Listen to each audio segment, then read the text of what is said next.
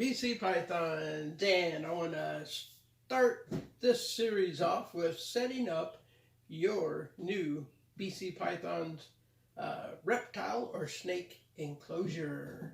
So we'll jump right in and get going. This is a 6-quart setup here. I'm going to show you some different sizes as we go along the way and give you some tips to getting your enclosure set up or rack and running properly for your animal. Okay, and the first thing you want to do is take your rack or setup, remove all the tubs. Take these tubs and clean them in warm, not extremely hot water, but warm water with a couple drops of liquid detergent in each one. Clean them, dry them out with a paper towel so you have no water spots or anything. And then get yourself a couple paper towels, and I use a chlorhexidine solution diluted. Spray it on some paper towels, wipe off your enclosure. And why do we do this? Just to do good maintenance, to make sure there's nothing in there, dust or debris, because your snakes, they do have lungs. So we do that to make sure there's no leftover dust from shipping or from traveling from a show. So, and that's step one. Next, we want to look at your heat tape. Your heat tape's here. You have a cord. If you have a single setup, you can plug this directly into your thermostat, follow your thermostat directions, and get rocking and rolling. So, what we're going to do on this double setup, I'm going to show you how to set up 2 rows of heat tape with 1 thermostat, okay?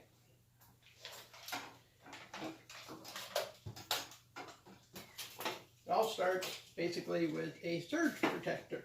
You'll take a surge protector, plug in each one of your heat strips from both levels. Now, if you're in a rack setup, it'll be from like 4 to 6, all of those into one surge suppressor.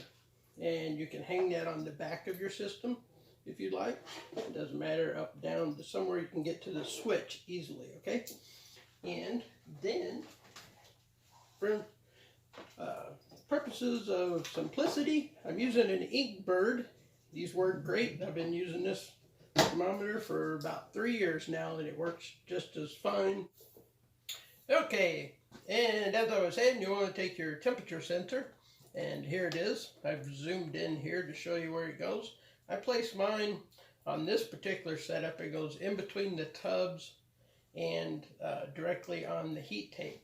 Now, what I fasten it down with securely is a piece of metal duct tape that you get from most hardware stores, and I'll show you how I place it in there.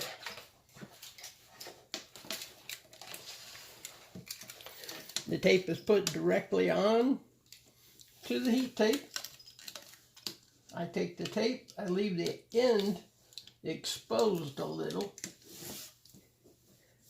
and fasten it down securely. And sometimes I'll even put a piece on the back just for extra security. As you can tell, the sensor is going across a couple of the elements of the heat tape. So, and if we pull our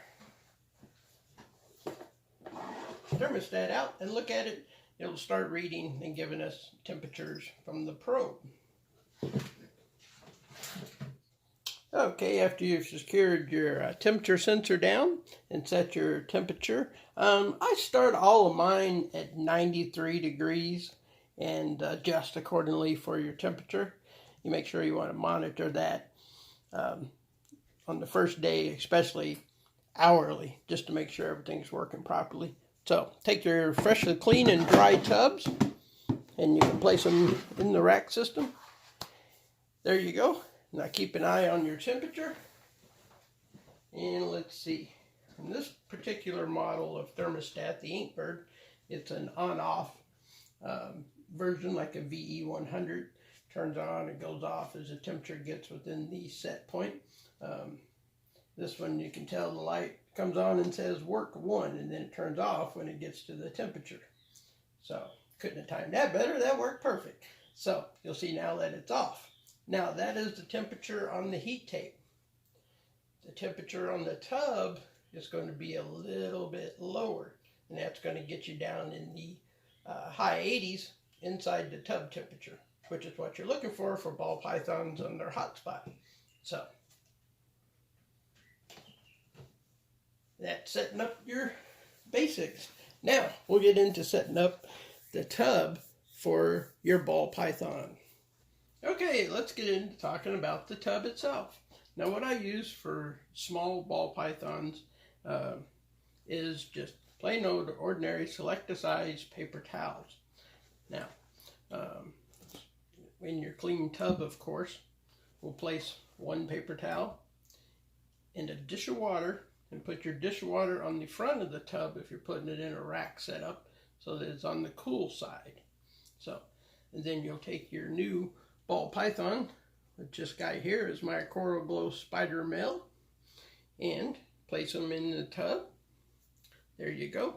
And you're ready to put him in his new home. Now, what you want to do on a daily basis of cleaning and checking at least once a day is to make sure they have clean water, fresh water, and as a young ball python will always do, especially with paper towels or even coconut is even worse, because they will get it into their water bowl. So you want to check that every day, at least once a day. And I freshen my water up every 2 days. In all of my rack systems I go through, dump out the water, wipe it out with a clean paper towel, put the bowl back in and fill it up with fresh water. Now once a month I will scrub those water bowls using slightly, warm water with just a little bit of liquid detergent. Okay. And also, while we're on the subject of water, I use bottled purified water for all of my reptiles. And I fill up the water bowl, scoot him on into the rack system, and there you go. Now, daily, checking your animals, of course, you will find this. This is your daily check maintenance. This is my lesser inchy male. He's a new guy, and this is his first time on camera, so he might be a little shy, or he may say hello. Oh, it looks like he might say hello. So what we're going to do is show you how to do daily tub maintenance. And here we go. I got him on this stand so everybody can see him. What I do is I have an additional tub on the side, and I will take the snake out. Of course, this is my lesser inchy male, his first time on camera. Check him out, make sure he doesn't have anything on him, urine or poop or anything like that. And so then you would need to wipe him off or give him a bath. So we'll set him aside over here in another tub.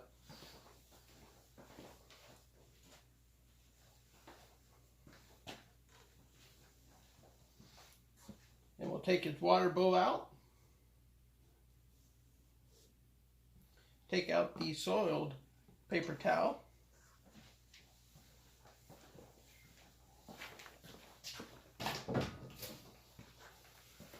Dispose of it. And I do recommend using gloves, the nitrile or latex type gloves. I'll give the tub a little splash spray of the chlorhexidine solution.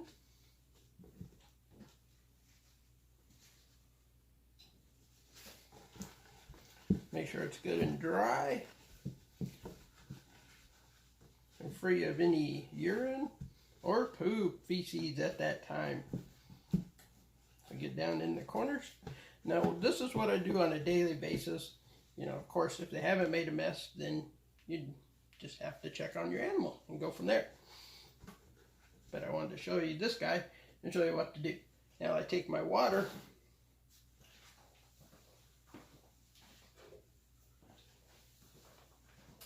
what I use is just an old coffee can, dump the water in it, set it aside, dry out his dish or her dish, get you a couple fresh paper towels, place them in the tub, put the water bowl in, fill it with fresh clean water, about halfway, and then you can put your animal back in. Once again, this is my lesser inchy male, and he's a young guy. And you can place him back in your rack setup. Alrighty, and now I've put my gloves on properly, and we're going to check another tub here. This one's my male pied, and he has left us a nice prize in the back. If you can see it there, nice fresh poo. And what we'll do, this I'm using the Reptile Prime coconut shredded substrate. I really like this stuff, it's good. Now, what I do, of course, wear my gloves, especially anytime there's poo involved with reptiles, is I take another paper towel and I will scoop up the area right around the poo. You'll see a little bit of moisture left there on the coconut too. Place the feces in a bag for disposal, and then I also pick up the best I can, the majority of that loose stuff, which using the Reptile Prime, it's almost like kitty litter. So, and then what I'll do is mix it in a little bit, and that helps to pick up that area. And pick it up yet one more time with your another paper towel, and that will remove a lot of the debris in the area. And there you go. Now, this time I look at Mr. Pied, and he's looking good. It looks like he may have got a little on him over here on his back. And if you've ever watched some of my earlier videos, what I like to use is plain flushable baby wipes, personal wipes, and I will wipe him down anytime I suspect that he may have tracked in it. Of course, he didn't track in, it wasn't smeared everywhere. You will see that when that happens. Just wipe him off, make sure he doesn't have anything on him, check his belly. He doesn't have any feces on him. See, there's just a little spot of something there on his tail, and we'll just wipe it off. Just like that. Now, if he's made a big mess, of course, that is the time that you want to give him a small bath in some warm water with some clear type shampoo, free of dye, fragrances, etc. So there we go. Put him back in his home. Now, so it's a good time to go ahead and dump out the water into your water pot for discard.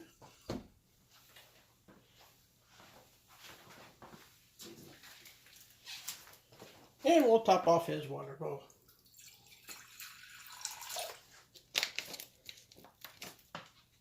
And there you go. Basic tub maintenance. Now, if there's any feces that's smeared on the side of the tub or what, you can wipe it off with a wipe, of course. And there you go. There's your basics for setting up your new ball python in its enclosure, and some of the tub maintenance that you'll do on a daily basis. And also, it's important to check in your rack systems from time to time to make sure that your heat tape is still adhered down, because it can pop loose just due to the heat and everything involved. So, as you can tell, these are some of my larger juvenile ball pythons, and they are on coconut where the babies are on paper towel still. And these two up here are getting ready to be moved into a 16 quart. So, And if you see a lot of moisture set up on your tub like this, that means more than likely your snake has dumped its water bowl or just wiped the water everywhere. As you can tell, this is my spider girl that's het for albino and het possible pied, and she's played in her water and smeared it on the front. And all I do here is simply wipe down the front of the area, dump out her water bowl, and freshen up her water. So just some more tips that you'll be looking for along the way in your daily ball python care. And another tip that I want to add, about every 3 days, whether they're on paper towel or on coconut fiber. Of course, ball pythons do like humidity. So you want to keep your animal in that prefer 60% humidity range. And what I do about every 3 days is I will lightly mist. I don't soak the tub.